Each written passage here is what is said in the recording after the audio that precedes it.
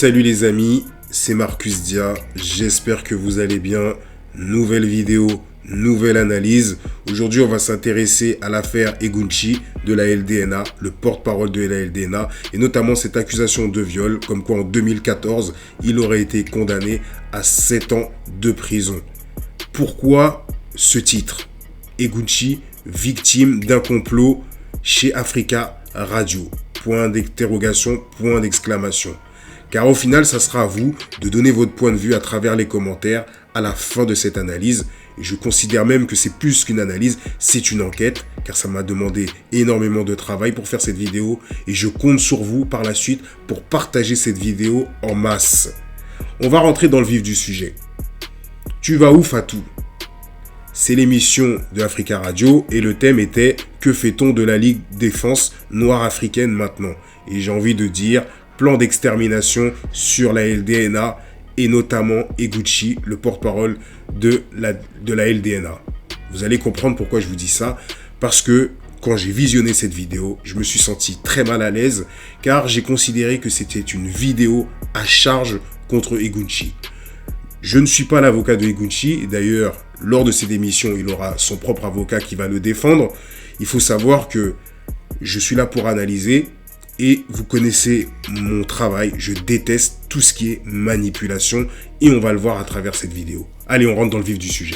Je tiens à préciser que j'ai fait une sélection de quelques passages de cette interview, les passages les plus pertinents de l'émission.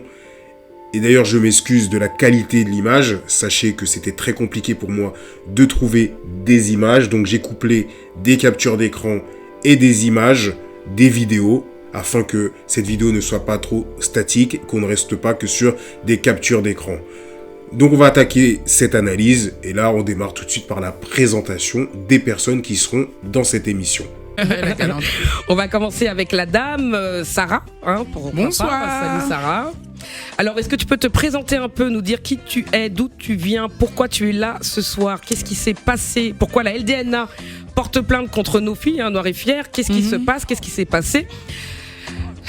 Tant de questions, Sarah. Oui, tant de questions. Bonsoir. Alors moi, je m'appelle Sarah Kwaka. Je suis donc responsable des contenus chez Nofi, rédactrice en chef de Négus. Donc ça, c'est pour tout ce que je fais avec le groupe. Et donc, je suis là ce soir pour clarifier la situation. Et évidemment, qu'on essaie de faire ressortir quelque chose de constructif de tout ça. Donc, merci Fatou pour ton invitation, pour cette chronique.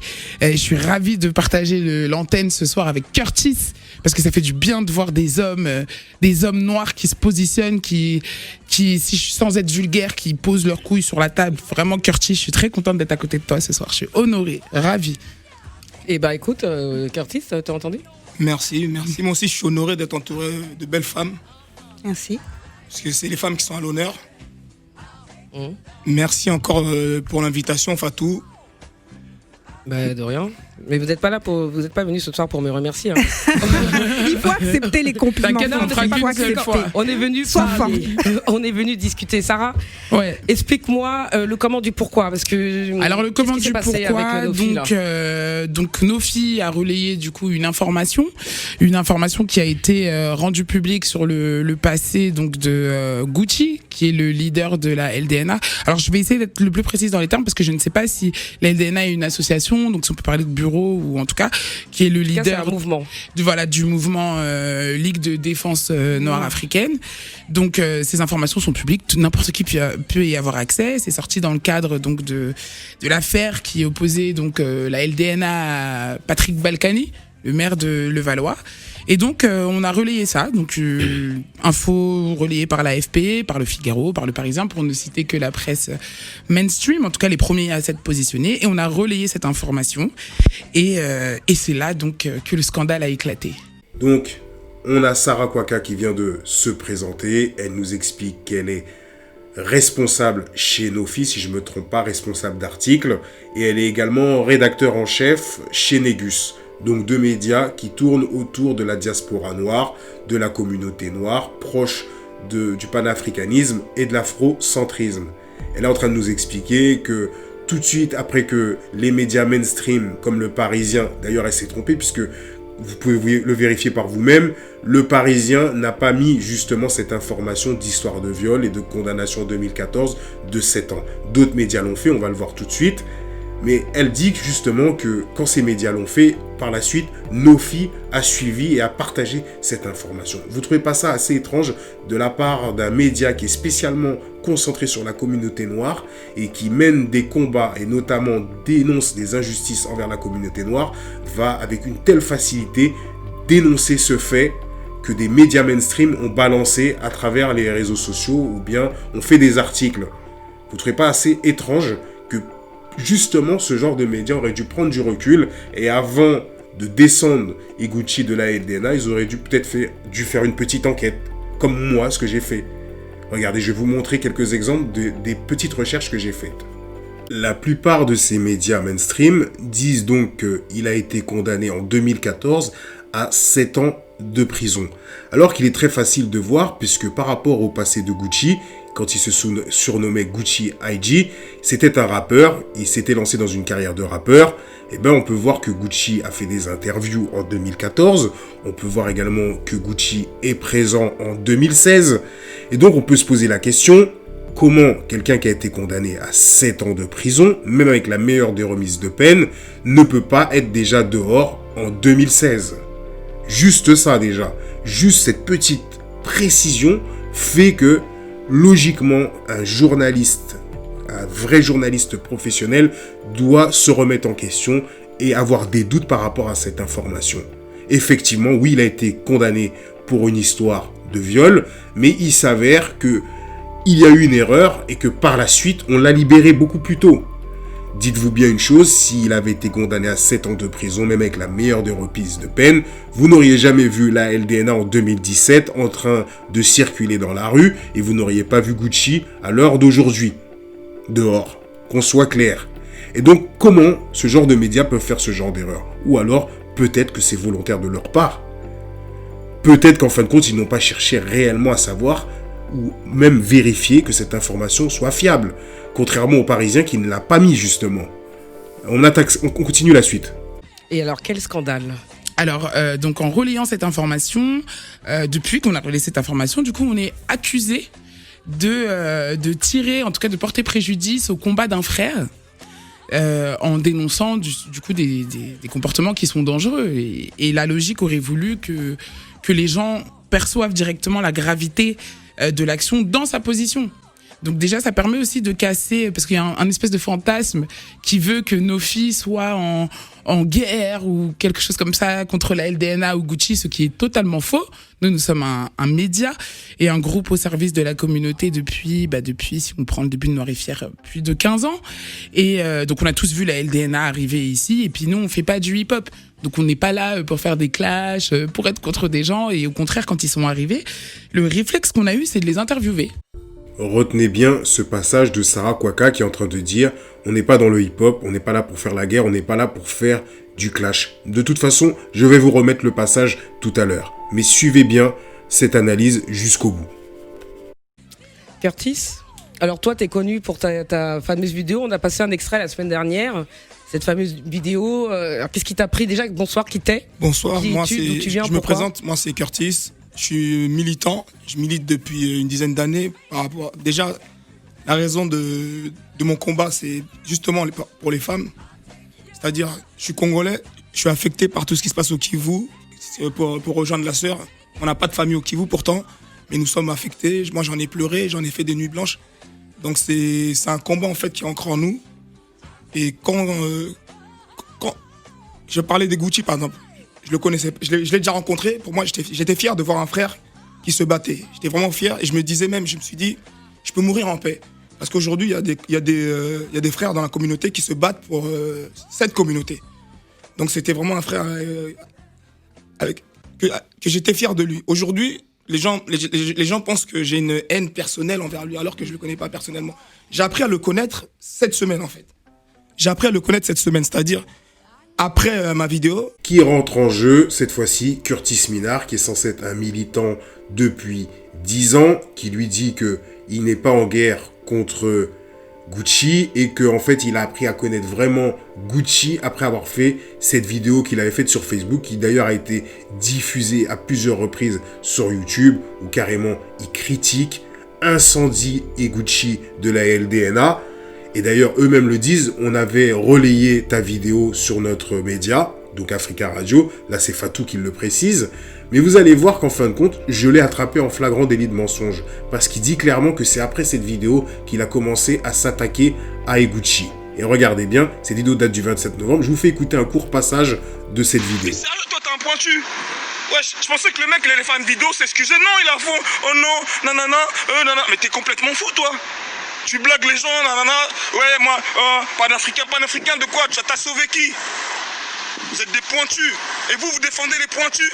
Et vous avez même pas honte. Vous avez des sœurs, des mères. Vous défendez des pointus. Vous avez pu l'entendre de vos propres oreilles. Il dit que c'est après cette vidéo, qui date du 27 novembre, qu'il s'est vraiment attaqué à Gucci.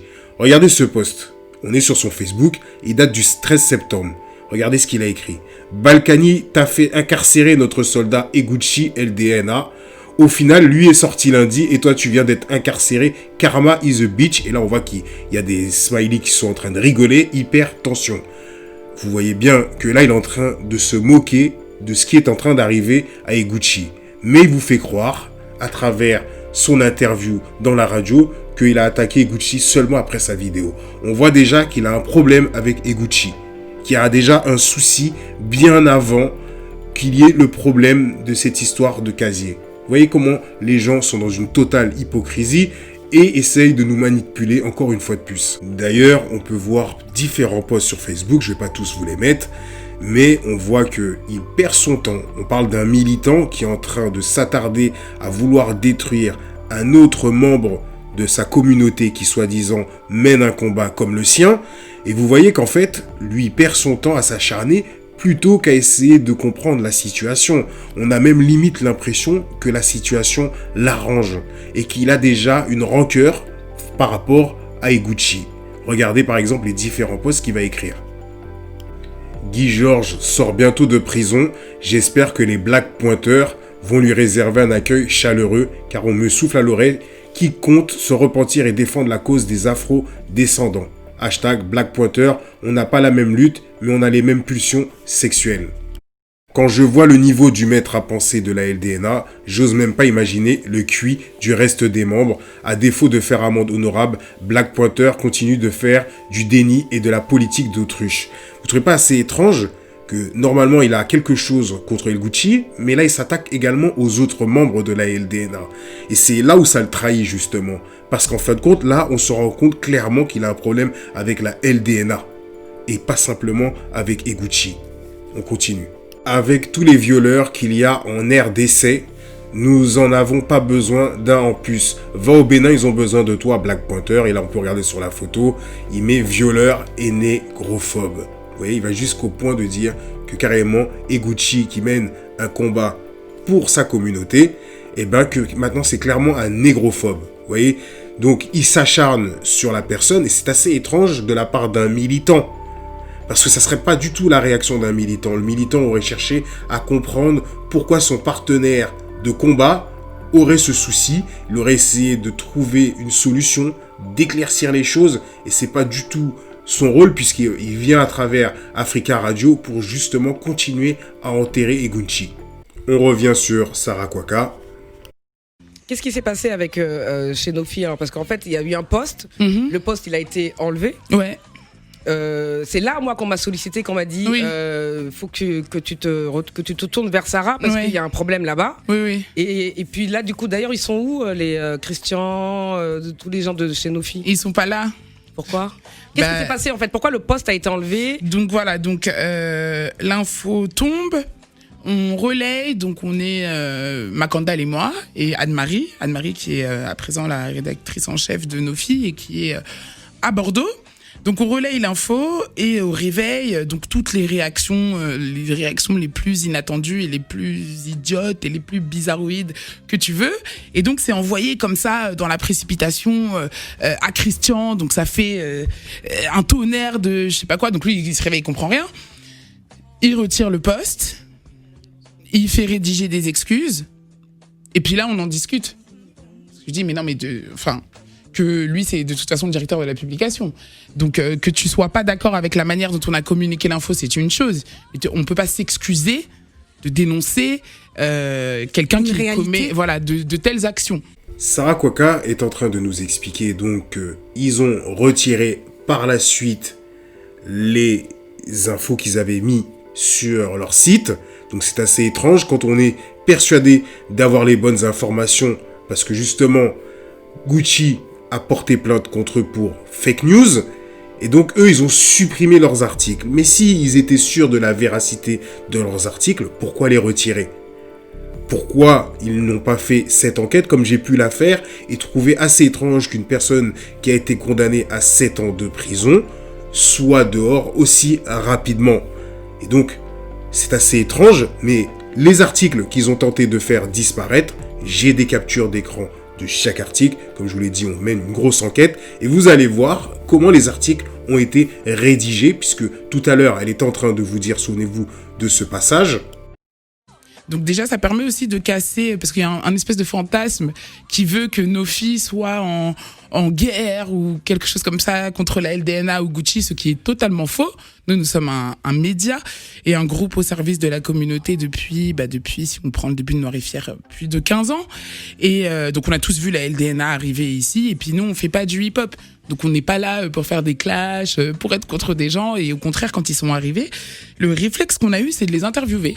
Nous sommes devant l'article que Nofi a retiré depuis, mais regardez bien. Hashtag Nofi flash révélation accablante sur le leader de la LDNA. L'affaire Balkany fait ressurgir l'obscur passé du leader de la LDNA. Même les médias mainstream n'ont pas dit fait ressurgir l'obscur passé du leader de la LDNA.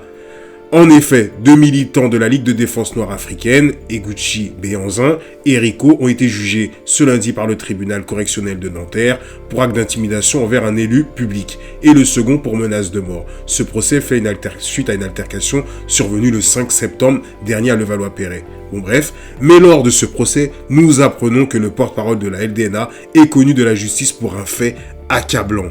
En 2014, alors âgé de 26 ans, Eguchi Sylvain Afoua, de son vrai nom, a été condamné à 7 ans de prison pour viol de personnes vulnérables. Donc là, ils insistent sur cette histoire de viol, mais vous avez vu la tournure de l'article, contrairement aux autres médias mainstream qui n'ont pas appuyé justement là-dessus. Ils ont surtout expliqué la condamnation et les amendes à payer. Mais eux, ils arrivent carrément avec ce truc révélation accablante sur le leader de la LDNA. Là, on parle quand même d'une personne qui est censée faire le même travail qu'eux, mener le même combat qu'eux, pour la même cause. Et bizarrement, ils vont carrément détruire cette personne à travers cet article. Même s'ils l'ont retiré, le mal est fait. Vous vous souvenez du passage que je vous avais demandé de retenir et que je viens de vous remettre, où Sarah Kwaka dit qu'on n'est pas dans du rap, qu'on n'est pas en train de faire la guerre, qu'on n'est pas dans un clash. Et ben là, regardez ce qu'elle a partagé et regardez également ce que François Macandal, qui est justement responsable, également qui est rédacteur chez Nofi, partage. Et regardez bien ce qu'ils écrivent. Et là, regardez ce qu'elle écrit comme message. Et qu'est-ce qu'on fait au pointeur déjà ? Genre là, elle met un émoticône qui réfléchit, un homme avec une batte de baseball et un doigt d'honneur. Et lui, François Macandal, qui travaille également chez Nofi, mais jeu, 7 et match, la récré est terminée, bravo Moret, LDNA. Est-ce que vous considérez que c'est le comportement de personnes qui soi-disant ne sont pas en guerre ? On a limite l'impression qu'ils sont contents de ce qui est en train d'arriver à Eguchi. Est-ce que vous considérez qu'un média devrait réagir comme ça, que 2 personnes qui travaillent dans des médias spécialisés pour transmettre des infos sur la communauté noire soient contents et balancent ce genre de hashtag « Je sais tes matchs, la récré est terminée, bravo Moret, LDNA », sans vérifier la véracité de cette information. Et pourtant, ils l'ont supprimé, mais on a eu le temps de faire une capture d'écran. C'est pour vous montrer cette hypocrisie. Allez, on continue cette analyse. Là, je vous conseille de rester assis bien sagement dans votre fauteuil, car là, on rentre dans le vrai dossier, dans le lourd. Et là, vous allez voir un nouveau protagoniste arriver. Après avoir expliqué qu'ils avaient effacé tous les documents et tout ça, que la chroniqueuse Fatou est en train de les écouter et participer, elle dit, tiens, on va carrément permettre aux auditeurs de s'exprimer. et regardez ce qui va se produire. 33 1 55 07 58 00. On a du monde qui est au standard et on n'avait pas fini. On continuera, on reprendra la parole, hein, maître. Mais on va donner la parole à Anaïs. Anaïs, bonsoir. Bonsoir. Bonsoir Anaïs. Bonsoir Fatou. Merci beaucoup déjà de me donner l'occasion de pouvoir témoigner. C'est la première fois que je vais témoigner en public. Ouais. Vous venez d'entendre comme moi, la personne qui appelle, qui s'appelle Anaïs, remercie Fatou avant même de s'être présentée. Elle lui dit « Je te remercie de me permettre de pouvoir témoigner ». Réécoutez et vous allez comprendre mon explication par la suite. Bonsoir Fatou. Merci beaucoup déjà de me donner l'occasion de pouvoir témoigner. C'est la première fois que je vais témoigner en public. Ouais. Habituellement, quand vous écoutez une émission et qu'il y a des auditeurs qui appellent, est-ce qu'ils ont l'habitude de dire directement qu'ils remercient le chroniqueur de leur permettre de témoigner? Habituellement, ils vont se présenter et donner une explication. Et là, clairement, on a l'impression que les deux se connaissent. Alors, on va écouter qu'est-ce que Anaïs va nous témoigner. Du moins, on va écouter le témoignage de Anaïs. Il faut m'excuser si j'ai du mal des fois. Parle-nous, dis-nous.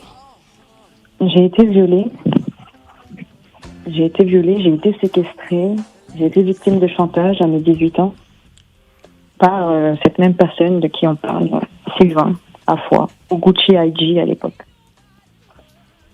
Pardon? J'ai été victime de Gucci IG, de Sylvain Afoi plutôt. Quand?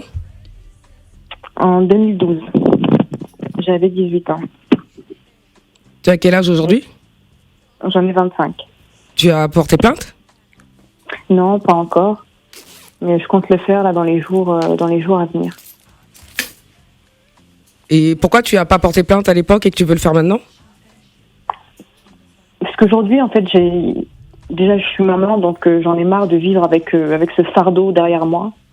J'en peux plus. J'ai envie de renouveau dans ma vie. Je peux plus vivre avec tout ça.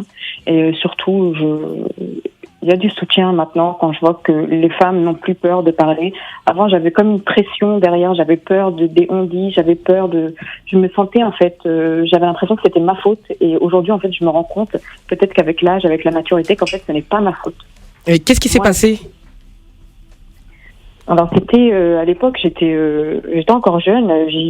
C'était sur les réseaux sociaux, il y avait un petit con, désolé, qui s'amusait à faire tourner des photos de moi nue. Et cette personne-là, la Gucci, a repris les photos, m'a fait du chantage avec. Donc la première personne a retiré les photos et puis a calé l'affaire, mais en fait, ce Gucci m'a fait du chantage en me disant « je vais les envoyer à ta famille ». Il n'arrêtait pas d'appeler mes parents en privé. À ce moment-là, j'étais jeune, je suis algérienne, mes parents sont hyper traditionnalistes. Je me suis dit, mes parents vont jamais comprendre. Et il me faisait ce chantage-là, jusqu'au jour où il m'a dit de le rejoindre. Et puis voilà, c'est là que... Et t'as dit de le rejoindre et c'est là que quoi? C'est là qu'il m'a violée. Il m'a demandé de le rejoindre à la base pour boire un verre et discuter de ça, comme quoi, si tu viens me voir, t'inquiète pas, je vais enlever les photos, je les enlèverai d'Internet, j'arrêterai d'harceler tes parents. Donc moi, naïve, je suis partie le voir et puis en fait, il m'a traîné de la gare jusqu'à chez lui. Il m'a traîné par le bras jusqu'à chez lui, c'était à côté. Et il m'a gardé chez lui jusqu'au matin. Vous avez entendu ce témoignage accablant de la part de Anaïs, qui explique qu'elle aurait été victime d'un chantage et qu'à l'époque, il y avait des photos d'elle nue qui circulaient. Et la personne qui les avait les a retirées, mais Gucci les a récupérées et lui a fait du chantage. Et elle explique qu'elle était algérienne, jeune, 18 ans, vivant chez ses parents et qu'elle subissait du chantage de la part de Gucci qui appelait ses parents pour la menacer de dévoiler les photos. Et regardez, elle est en train d'expliquer que ses parents sont traditionnalistes algériens, donc certainement également musulmans, mais ça pose aucun problème à l'auditoire de l'entendre expliquer qu'elle pouvait sortir le soir pour aller boire un verre comme elle prétend, et qu'elle s'est fait attraper à la gare, et qu'elle a été séquestrée toute la nuit, violée toute la nuit, et jusqu'au lendemain matin, elle a été relâchée. Donc forcément, ça a dû poser des problèmes au niveau de la famille parce que je vois pas une fille algérienne de parents traditionnalistes, comme elle vient de dire, qui aurait pu avoir la permission de dormir la nuit dehors et que les parents n'auraient pas été inquiets, même l'aurait appelé sur son téléphone, puisqu'elle dit que c'était à l'époque des réseaux sociaux, donc il y avait les téléphones et tout ça, mais elle explique que concrètement, elle a été séquestrée toute une nuit jusqu'au lendemain matin, alors qu'elle était juste censée être sortie le soir pour boire un verre. Donc déjà, ça paraît assez incohérent. Attention, je tiens à préciser que je ne cautionne en aucun cas aucune violence, quelle que soit la violence, et encore plus une violence faite aux femmes. Mais je suis obligé de montrer qu'il y a certaines incohérences, et vous allez voir par la suite qu'il y a réellement une incohérence dans son discours, puisqu'on va pouvoir démasquer le personnage. Là, par la suite, vous écoutez l'avocat de Eguchi qui est en train de lui demander carrément de porter plainte quand il écoute son histoire. Tu sais que tu portes des accusations graves là oui, non, je Anaïs. Je sais très bien, non, c'est pas des accusations dans le vent, c'est la vérité. Alors attends, il y a un maître qui veut te... Ne te laisse pas impressionner par l'avocat. Merci. Bonsoir, chère madame. Bonsoir, maître. Je suis l'avocat de Monsieur Afoy et j'entends ce que vous dites. Et je vous invite sincèrement, et je le dis sans aucune ironie, à déposer plainte, de façon à ce qu'on puisse prendre en considération votre situation et que nous puissions, Monsieur Afoy et moi-même, vous répondre. Et je le dis dans un processus d'apaisement, je le dis sans aucune animosité et en prenant au sérieux votre parole.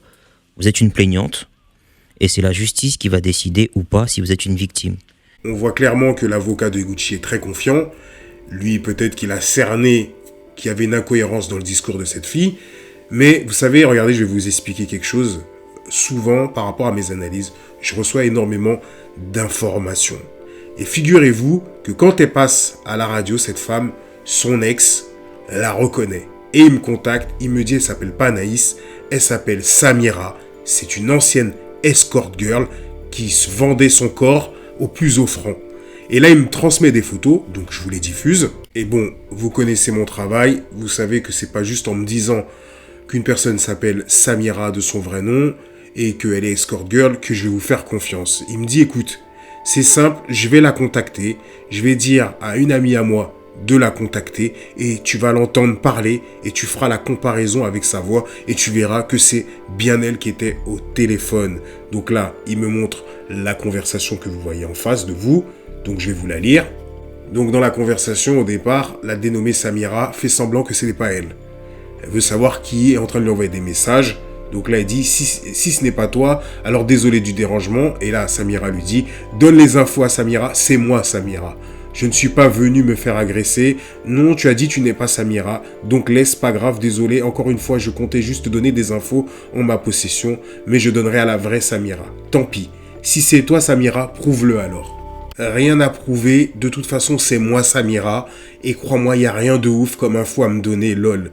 Et on communique, je te transmets mon numéro. J'en veux pas, lol, tu as rien comme info, ou je sais, je suis pas James Bond. Bon rappel, t'es juste une jalouse, tu viens pour essayer de tirer un truc, non désolé pour toi. Donc là, Samira reconnaît que c'est bien elle qui est derrière la conversation, et écoutez bien, je vais vous remettre un court passage où elle parle durant l'émission et dans la foulée, écoutez le passage audio où elle est en train de discuter avec la personne. La fille qui fait semblant de lui apporter des informations. Écoutez bien. Mes parents sont hyper traditionnalistes. Je me suis dit, mes parents ne vont jamais comprendre. Et ils me faisaient ce chantage-là. Ouais, ça va. Ça va, mais c'est qui? Toi.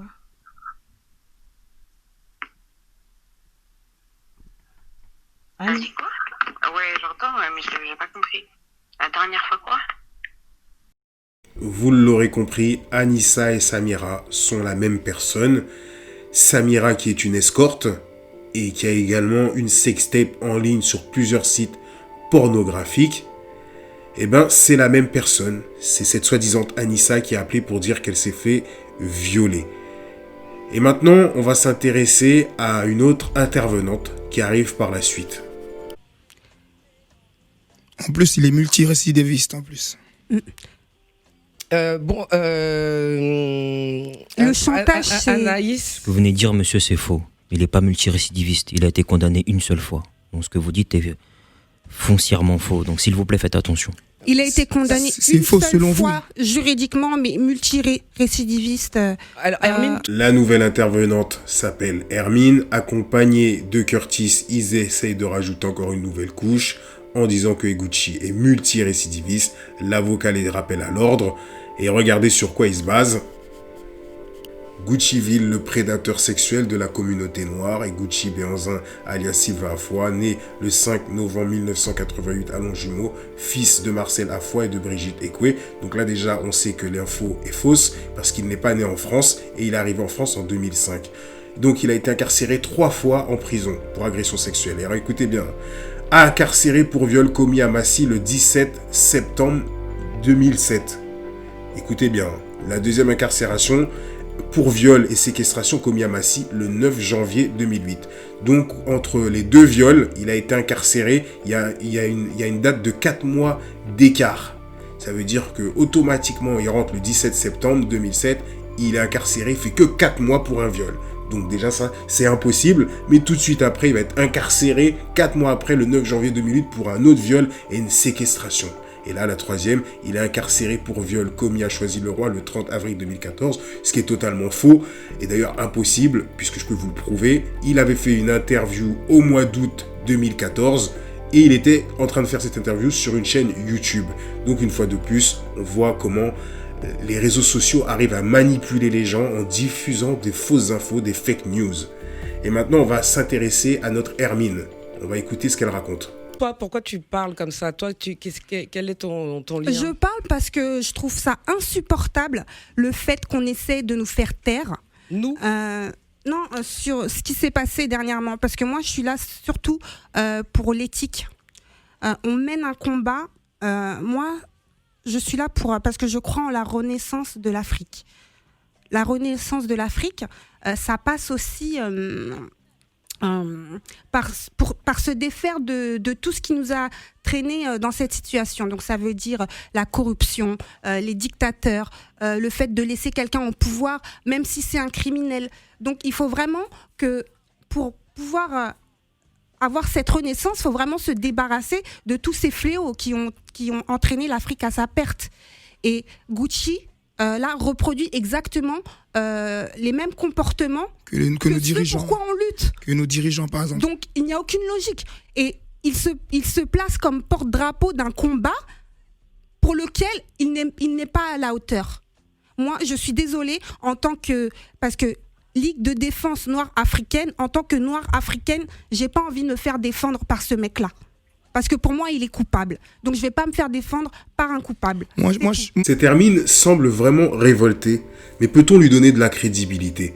Vous savez, je vais vous faire écouter un audio de cette Hermine qui s'adresse à Eguchi, et justement, plusieurs fois, il l'a rembarré, puisque cette femme n'arrêtait pas de lui envoyer des messages, de discuter. Au départ, elle échangeait librement, en lui faisant comprendre qu'elle n'appréciait pas la LDNA, mais par la suite, leur conversation a eu une autre tournure, et à plusieurs reprises, il a rejeté, quitte à la traiter d'hystérique comme femme. Peut-on donner de la crédibilité à ce genre de femme, sachant que demain, on passe au tribunal et qu'on donne ce genre de preuves, on ne va pas tenir compte de son témoignage. Écoutons cet audio, puisque vous avez écouté sa voix, vous allez la reconnaître très facilement.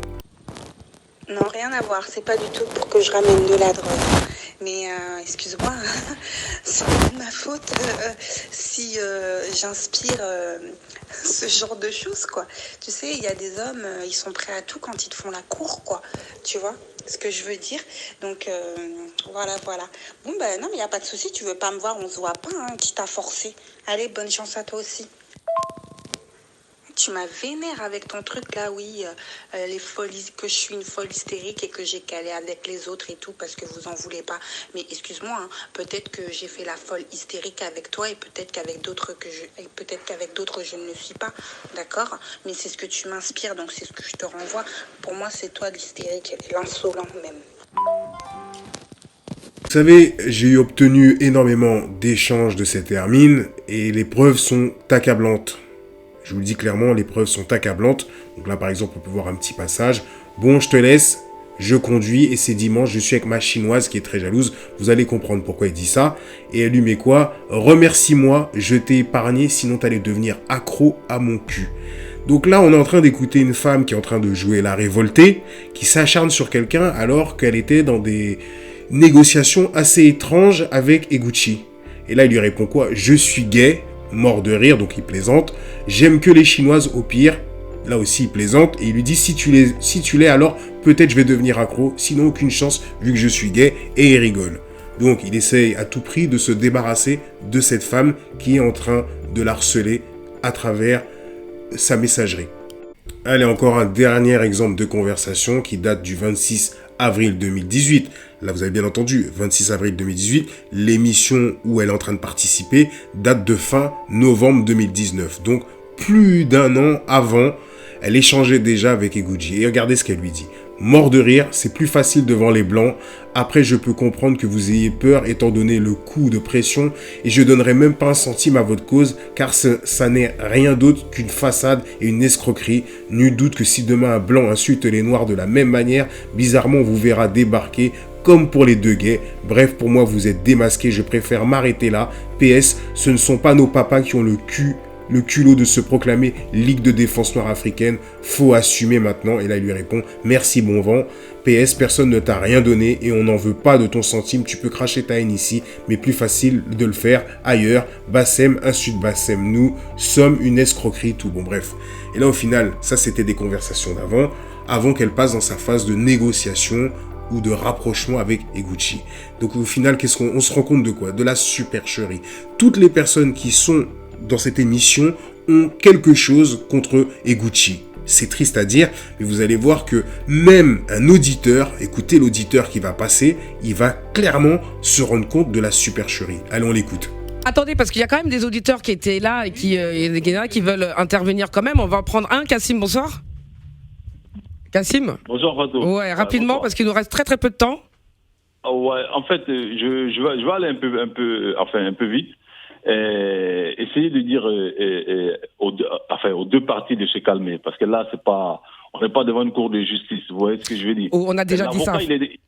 L'avocat il est dans son rôle, mais Eguchi c'est son client. Mais ce que je comprends pas, franchement, j'ai l'impression que la famille, comment il s'appelle, les sisters et puis le frangin qui parle, en fait. Ils sont là juste pour marteler, pour tuer le gars, quoi, en fait. Mais absolument parce pas. que lui, il dit qu'il n'est pas coupable. Mais maintenant, la victime est où? Est-ce que c'est ça? On a fait une confrontation? Donc, à ce moment-là, allons tous voir la justice française et leur demander des comptes. La parole, s'il vous plaît. Kassim, oui. Est-ce que tu as entendu le témoignage de Anaïs? Anaïs, justement, tu lui as posé la question, mais pourquoi c'est maintenant qu'elle sort? Mais elle a répondu. Elle a répondu. Non, mais Fatou, on connaît ce système-là, on connaît ce truc-là. À chaque fois, on envoie quelqu'un dans les cordes et puis derrière, on paye des gens ou on monte des gens pour venir lui casser la tête. Cette vidéo arrive à sa fin. J'espère que cette analyse a pu répondre à certaines de vos questions. J'espère avoir été assez pertinent. Je remercie également toutes les personnes qui m'ont apporté des preuves. Grosse force à vous tous. Je vous dis à très bientôt pour une prochaine analyse. N'oubliez pas de vous abonner si ce n'est pas déjà fait.